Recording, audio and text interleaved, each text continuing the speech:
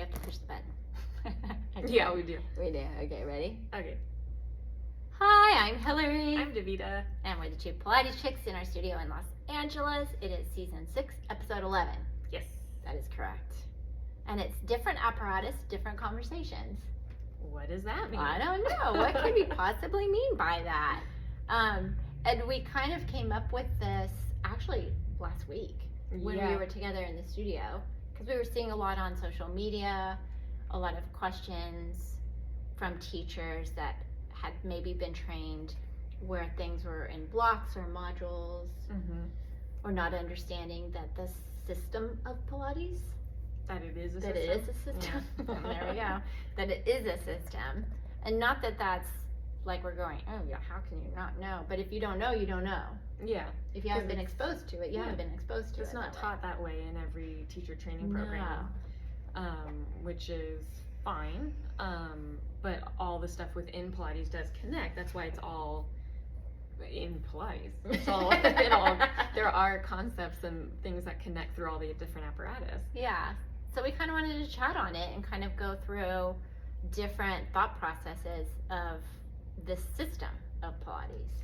And the interesting thing that we were talking about the last week when we thought of this topic was that we're talking both about how all the apparatus and the exercises connect through the system with common threads and similar shapes that get repeated, but then we're also talking about how there's uniqueness and individuality on each piece of apparatus, and that an exercise on one apparatus that's repeated somewhere else is not necessarily the same thing. Yeah, and it's a total, even though it's called the same and it looks the same in terms of the expression of the exercise, it's a different concept of everything. Yeah, and we'll talk about that.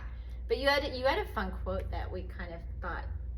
Yeah, so we thought it was an interesting way to describe it by saying we're highlighting both the individuality and the unity of the system. Yeah. So that's like what we just mentioned, how there's uniquenesses and similarities throughout all of it.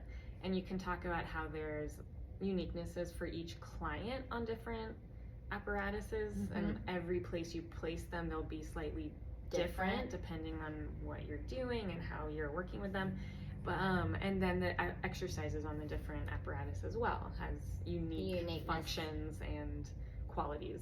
Yeah, and if we were talking about, let's just start with like the system, and we were both taught, because when we went through teacher training, it was the only way you learned. Yeah, it was fully comprehensive, learning about all the apparatus, how they were like how they went together, why they went together. Yeah, there was no like mat training only versus reformer fitness. Yeah. So it was really at a time that you learned Pilates. If you were doing a teacher training program, you were learning Pilates. It was a comprehensive program. Fully comprehensive. And so if you think about it as a system and you think about Pilates, you have a few shapes that are repeated in the work. And that's really it. I mean, there's just a few shapes that just in different ways, different orientations to gravity, they all connect, they feed into other exercises. Yeah.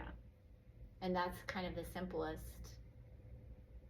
thing about the system, is like you've got your rolling backs, but then you've got that showing up again here and here and here and here. I mean, just in the beginning of the mat, you have the same shape repeated many times, but in different orientations. Ways. Yeah. So you have your roll. In different ways of getting there. Yeah. Yeah. So it's always so interesting. I find it fascinating. So our minds are going, you roll over and your roll up, you roll over, your ball, your all upside. It's like now I'm upside down doing my roll up, and now. And I wonder if people think about that, like, okay, so your roll up, coming up, your roll over is the same, but starting from upside down, the opposite. Yeah, it's the opposite end going.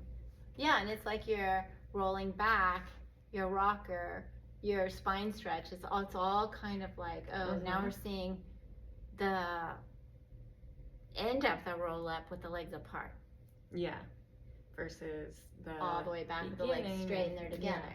So it's interesting if you think about the system, and how it's connected, and then you're watching the client and you're realizing this whole different orientation to gravity, then you get them on the apparatus, then they add the spring.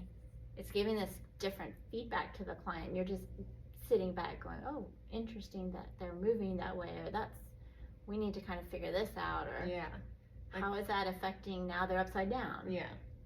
Like it worked over here. Why is it not working here? And why not in this direction? Yeah. And seeing what. Now they're on their knees and everything just went haywire. Yeah. Like, so what happened? What's missing there? What's needed to be worked on? Yeah. So it's like, I like to say it's detective work. The system is just constantly figuring things out as you move through these different orientations and different springs coming from different angles.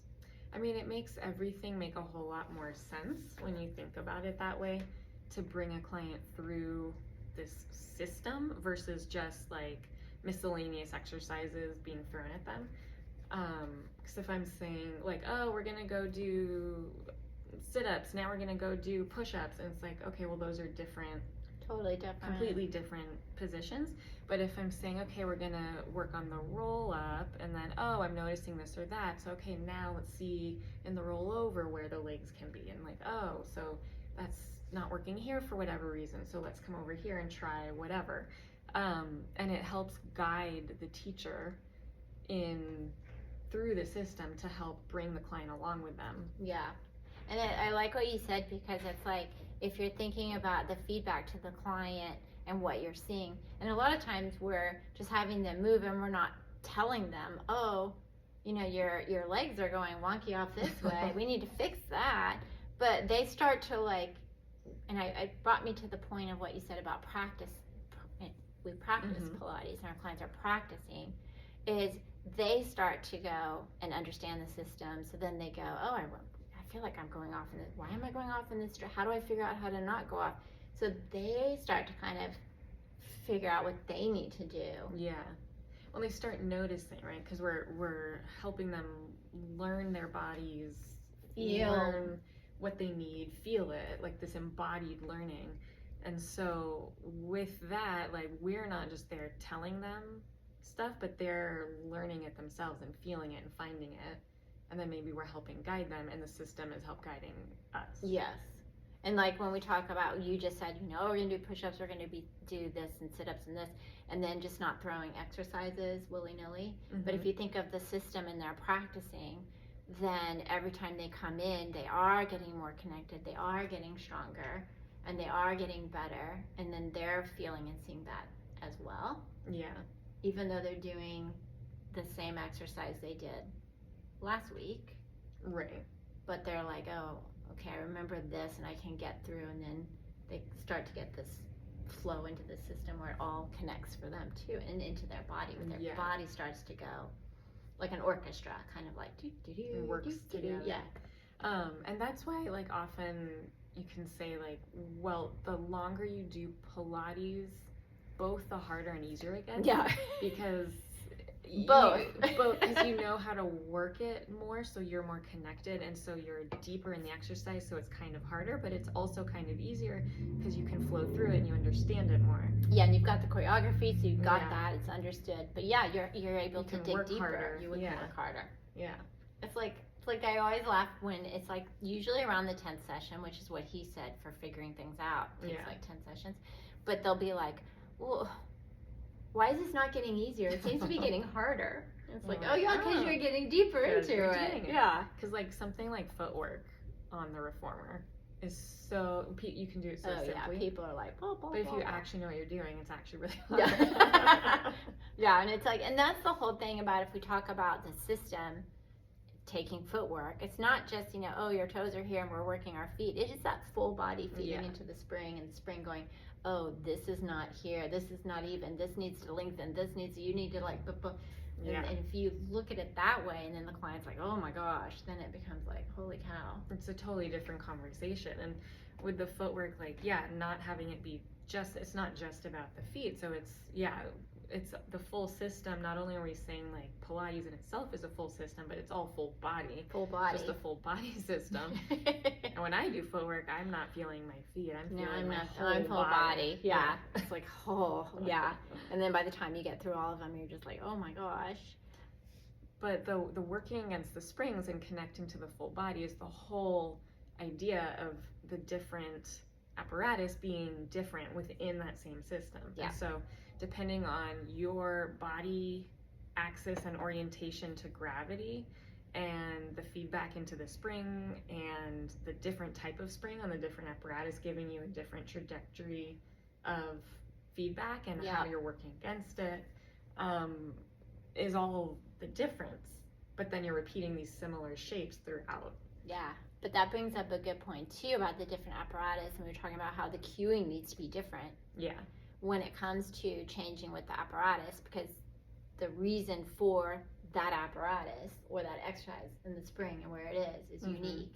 Yeah. So your cueing is going to gear towards that as well. That spring. Yeah. Yeah, because the client's like, well, I did this over there. And you're like, but this is different. It's a different exercise. Totally different. Even if it has the same name. Yeah. So like teaser. Like if you take teaser on the mat and then they're over there on the Cadillac. So we have teaser, mat, reformer, Cadillac, one chair. to chair. Yeah. Mm-hmm. And then, and then they're doing teaser and they're like, well, I don't understand. This is, well, what I hear about a lot, and well, we should preface by saying we're not fixing teaser by doing another teaser. Right. It's we're not going to fix teaser and teaser. But when they go over to let's take the Cadillac, and let's say they're not in the system, they're not there yet, they don't understand. They're just like, well, this is easy. For the teaser on with the bar. Yeah. They're like, oh yeah, and they're just riding it up and down, right? Just riding it up and down. It's You're easy like, here. Okay, but what if? And you were talking about the one on the Cadillac when we were talking about this episode. Yeah. And what you were saying about the arms. Yeah, like so the teaser on the Cadillac, what I always think of is the most important thing for doing it there is continuing to press the bar up as you lower. That opposition and that reach of the arms, I think, is the most important thing in the teaser position on the Cadillac. But then if you go into teaser on the box, on the reformer, you're still trying to find a reach, but it's a completely different arm reach. Well, and also you're coming from, like we talked about, a full extension moment into that flexion, being pulled backwards by the... Yeah, you're fighting against the spring. Yeah. And even on the return there, continuing to have to reach the arms as you're returning back. And so it's kind of like what we're saying, and if you think of it in a system, and let's take teaser on the box, is you're not seeing if they can do teaser on the box. I did a little air quotes, did you like even though it's called teaser on the box, is you're seeing what movement isn't happening because now their arms are connected here, they're coming from here to here and finding a balance point. So what's getting lost? Because could be a whole number of things. Yeah, I mean, it's different for everybody. Like thinking about one client that I was giving teaser on the box to today, that I mentioned to you earlier. Like she's in her early 60s. She's super athletic, very super strong. She was a gymnast for a long time, very mobile, very capable. But teaser on the box is super hard for her. She has a little bit of a tightness in the low back, but it's really like she can get to that position. Like she can do the shape of a teaser. But on the box, the movement up to and return from that shape is the challenge. And that is the arm connection for her and finding her balance point where the pelvis needs to be. So those points we work in other ways. Because she's tried to do teaser on the box for I don't know how many years now, and it just doesn't quite connect in her body. And it's these other things that we need to find. Yeah. And that's the key, I think, of the system. It's like when you're having that moment with her, you're like, oh, this is what's missing in this movement. So we're going to find it in a different way, in a different environment. And then maybe eventually when we come here someday, it will build connect. up. Yeah. Or that moment of a teaser that someone's done it a million times on the box. And so one day they go up and, oh, where did the legs just go? Oh, they went off to one side. Swing out. Woo! So then you're like, okay, that's what the system's going to help us figure out today is how to get, but you're not going to then take them to another teaser somewhere. Yeah. Because their teaser there was doing something wrong. You're going to figure out, how do I get this person to have that symmetry or not that rotation that's taking them off to one side. Yeah. And so, like, what are those building blocks and concepts that person's body is missing today, and what are the building blocks that we can use in other exercises that'll kind of like gear up for that goal? Yeah. And I think it'd be like, we just had your workout, and it was, as I was watching everything, we start on the reformer and everything's going well. We're like, woo, yep, everything feels good. Felt flowy and centered. Everything's good. We got to climb a tree. That was the one. And that was the one thing. My tree leg. Woo, woo. And so it's like, woo, okay. And then that set us off into the whole move into the Cadillac and doing some things on the Cadillac, coming to the Wonder chair, going to the Wonder chair, and then trying to get that symmetry and that connection. Mm-hmm. And then back to the reformer, pulling it all together. Yeah. And by, like, when we first went into tree, and I remember it was the right leg that was up. The right leg, and it like swung through, which is more. Yeah, it went across the midline. And that's more of my habit on that side. But I also felt like a tight low back on that right side, and which of course I didn't know, because she's not verbally telling me this, just, but I'm seeing the leg. You're seeing it, but I'm not knowing about the back. Yeah, because I'm not in your body. But that's where like the body's pulling. And actually, you didn't say that till the very end. Yeah. I didn't even mention it. You didn't mention. Yeah. So then, when we went through all these other things, like by the time we get through back to the end point, like I feel much more centered. I feel like my leg scissoring a lot more available. I feel the openness through the low back. So everything just kind of reset by going through the full system and connecting across the different apparatus. Yeah, and different orientations of your body to spring, and that's those movement patterns we're trying to figure out in terms of that person in that moment in that body. And like using my workout for an example, like we weren't just working on tree for the whole hour. Like we worked on tree while we were doing it. And then we didn't do it again. And we didn't do it again. And so we went to, side leg springs. We went to the chair to do long leg press, single leg. We did chest lift. And then I made you do one arm. Yeah, I hate that one. And then, and even frog lying down. And side. One arm push down. One arm push down. If y'all don't know these, please DM us and we'll be happy to tell you. Because everyone uses different names for everything. Yeah. And so all of these things that were like single-sided, but then also double-sided, but with maybe arms connected. And hips then maybe connected, maybe one leg connected to something. On one side, you were doing it on one side. So you're in all these different, I'm trying to think, is there all these different orientations on the different apparatus with different types of spring, with different body orientations to gravity. And by the end, all of that added up to work on, I don't want to say fix the thing, but to get more awareness. Yeah, and to find that centering and that symmetry that we were trying to find. Yeah. And that's really the goal. By the end, you feel better, you feel more centered. And what's funny is we had a student observing us as we were doing this, and her classes they're going into their 7th month. And so they haven't started teaching yet. She hasn't started teaching because she hurt her wrist, so she's been like... Yeah, still has to practice. Still has to practice. But we asked her, what do you feel we were working on? And she said symmetry, which was exactly what we were working on. And we were all like, oh, yeah. Yeah, that's 100%. Exactly 100% what we were working on. Because like you said, we can't fix what your leg is doing. We can't fix the back being the way it is. We can't fix this, but we can try to get as much symmetry in that moment. And the same thing with a client. And going through the system and finding the different parts throughout the different apparatus. Yeah. And I think that I think I go back to where I taught, had a client that came from a studio that wasn't how I taught. And so she came in and we'd been working together, I guess 4 months, and she said, I'm starting to see how much stronger I'm getting. And I've never seen that before. But it was because she was doing the system. So a lot of a lot of the times when she came in, we did the 100, we did this. So it was this, and she started to understand the flow. But so she was able to go, well, I used to not be able to get to this point. I used to not be able to be in this position, or I feel stronger. So by her using the system, she in her own body was able to go, oh, I am stronger. I do feel stronger. And I feel I'm moving better in this way. Yeah.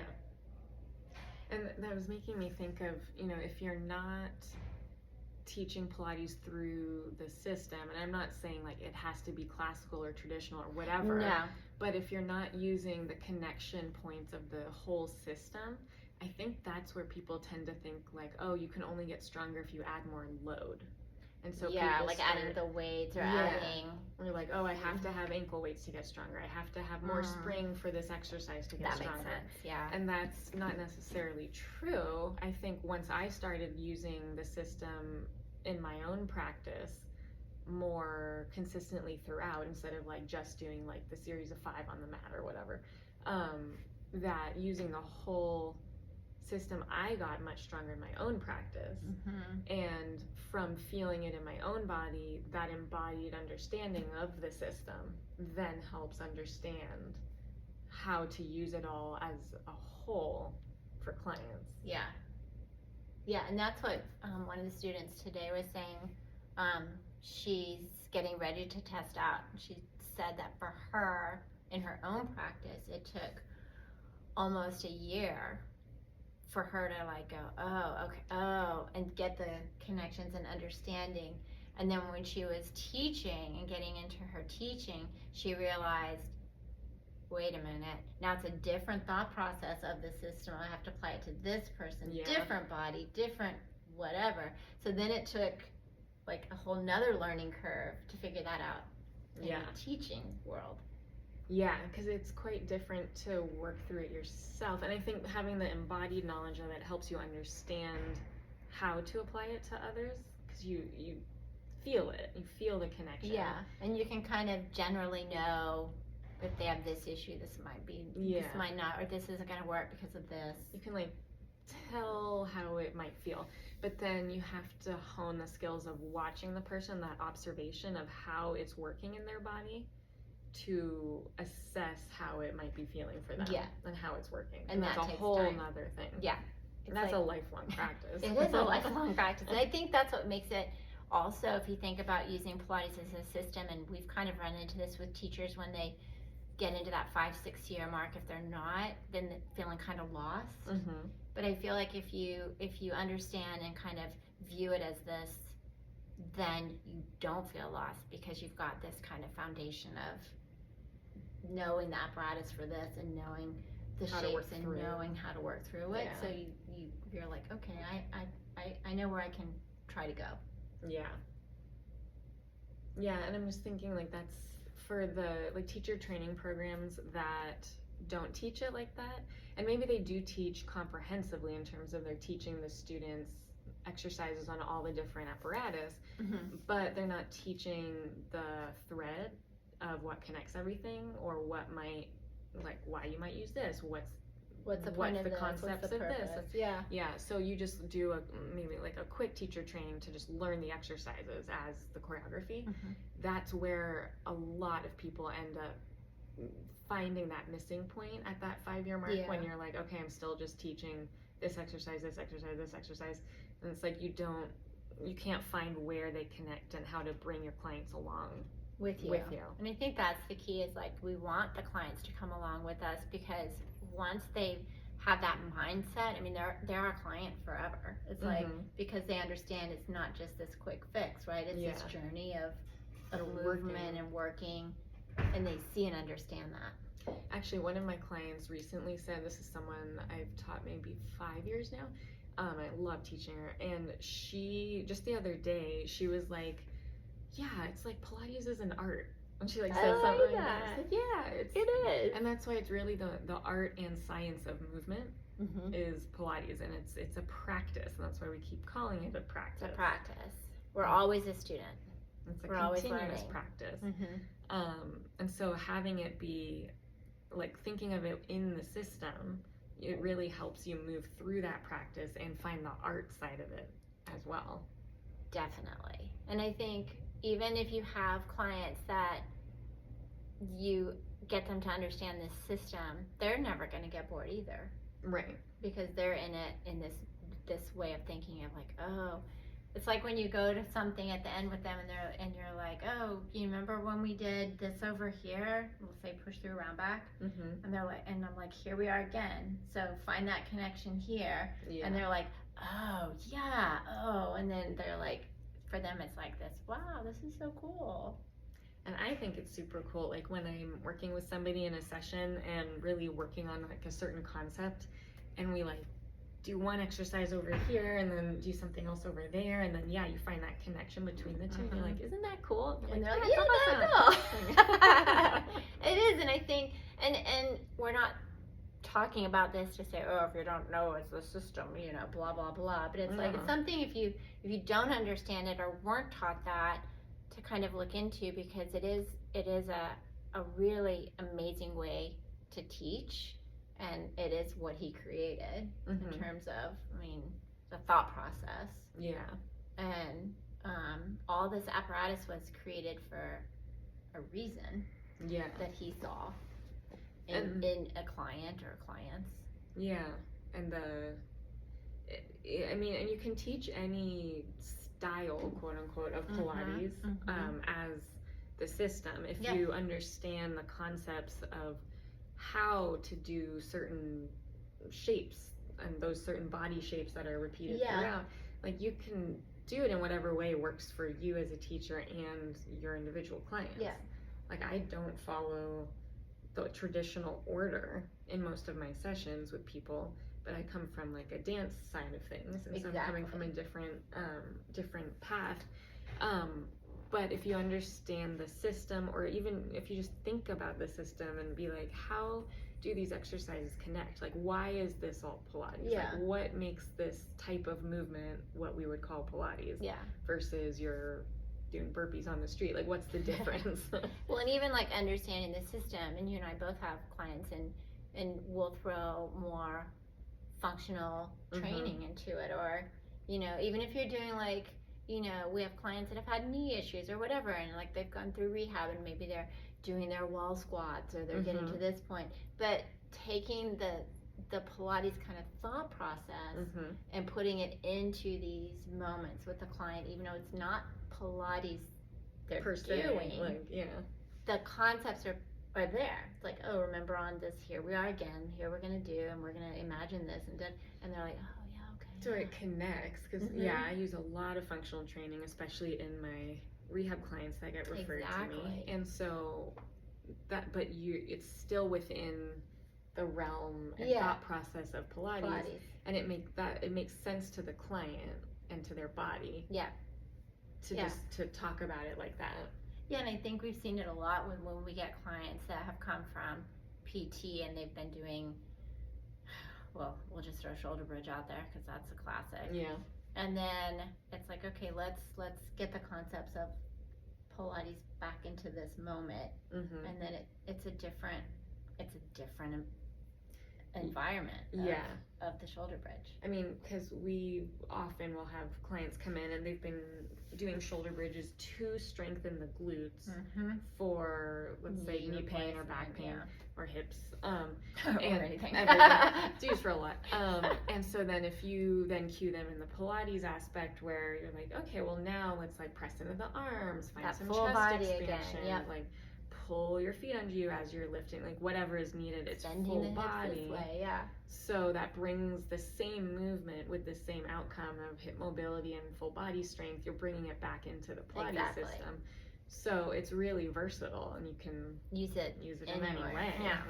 It's like, hello, it's brilliant. It's an art. It's an art. It's an art. Well, I think that was good. Yeah, and hopefully we weren't preachy. I don't don't think we were. We're chatting. But on that note, in chatting, we, you actually came up with, we're starting a little like mini-series. Podcast mini-series. So little offshoots every once in a while where we actually talk to other people. And I'm so excited. Our first one's going to be Kevin Bowen. Yeah. So we're chatting with him next week, so it'll probably be after that. Yeah. And we'll probably break it in, have a couple of little segments. And we have our fall workshop coming up in September. It's the 13th, I think that's Saturday. That sounds right. Yeah, 10 to 2 here in LA, but it's also virtual if you want to do that. And we're going over the archival exercises. And kind of along the same line here is going through the archival, but kind of looking at the system again. Like, let's take wrestling bridge. Like, how many people are you going to teach wrestling bridge to? Probably not a lot. Not many. But can we break it down? What are the concepts here? How is it in the system? Where can you find it elsewhere for these moments? Yeah. And maybe you get to one part or this, or just finding something. To the setup. Yeah, so we're gonna go.